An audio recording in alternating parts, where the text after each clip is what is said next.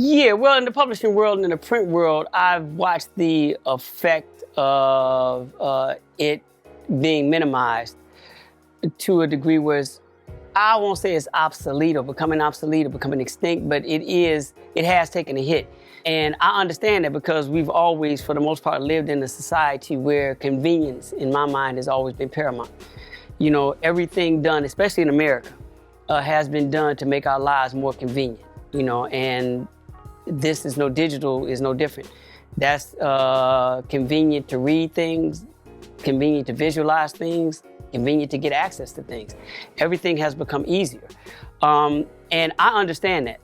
But at the same time, me understanding the power and the position that writing has in our society, it doesn't bother me that the younger generations aren't paying attention to long-form writing as much as it bothers me that what they're missing out on. Still to this day, even though video has taken a larger space, has become more prominent in the form of both storytelling and receiving stories, everything still starts with, from a societal standpoint, for the most part, writing, in my mind. I mean, to this day, I still can't think of a religion that didn't start with writing. You know, I can't think of a design concept that did not start with writing. I can't think of a television show that didn't start with writing. You know what I'm saying? I can't think of an advertising campaign. I can't think of anything from a fashion standpoint. You know, anytime they design a car, it starts with writing. Everything that we deal with in the functionality of life still starts with somebody having a concept and having to put it down on paper. So the foundation of writing is still there. And I get that. And there may be a time where that becomes far more removed and people just go from, concept to actual product.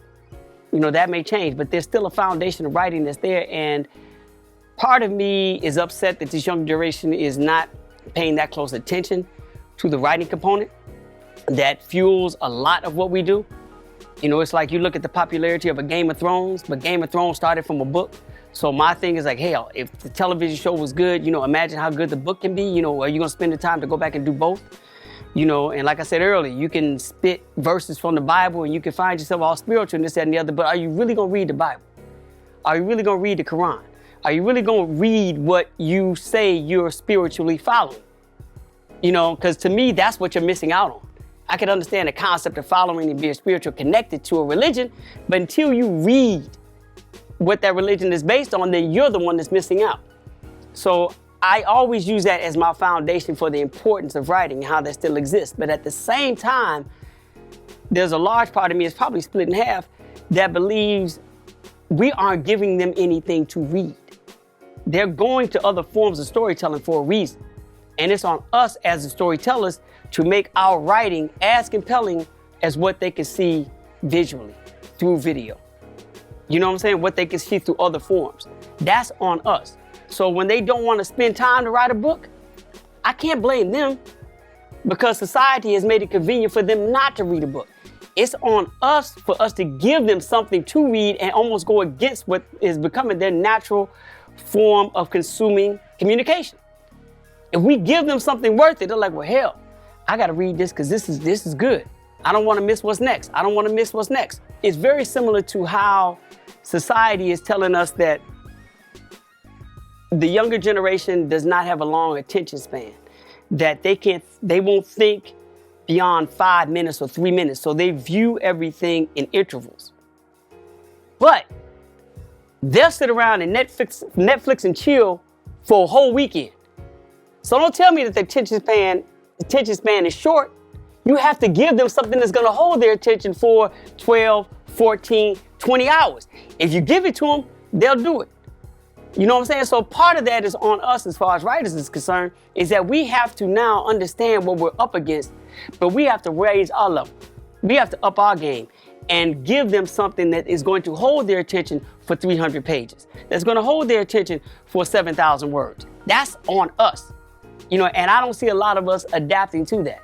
I'm very aware of it. I've tried in my best, as whatever can come out of me, to do that and force them to not want to miss anything that my name's connected to. That's my responsibility as a journalist. That's my responsibility as a writer, to understand this landscape and give them something that's going to fight against the nature that they're falling up against right now. But here's the thing, things are moving so much faster now. You know, and long form writing usually is paced differently. What we have to do as journalists is still write long form, but we have to keep the pace up. We have to keep, and once again, they're watching 8 hours of television. But guess what? Everything they're watching started with a script. Somebody's still writing this shit. It's still done. You know, now, is it going to become a time where all we're reading is scripts instead of books now because the scripts are much more intricate, the pace of the scripts are faster? Maybe so. Maybe writers and authors have to start writing with visualization instead of like trying to flush out long form stories and get, you know, somebody's attention for 7,000 pages. Nah, man, keep this shit quick.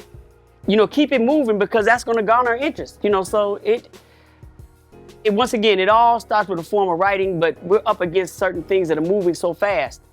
And to me, it's more about the pacing than it is attention span.